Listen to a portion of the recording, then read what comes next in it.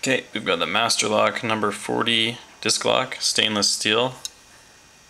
It's almost fully shrouded. That's a 4-pin lock.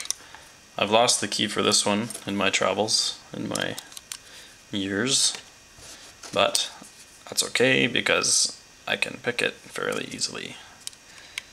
These disc locks have the illusion of looking safe, but in reality, pretty easy to pick.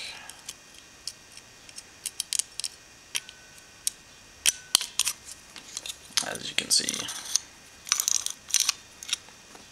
So, once again, Master Lock. You're letting the public down. Thanks for watching.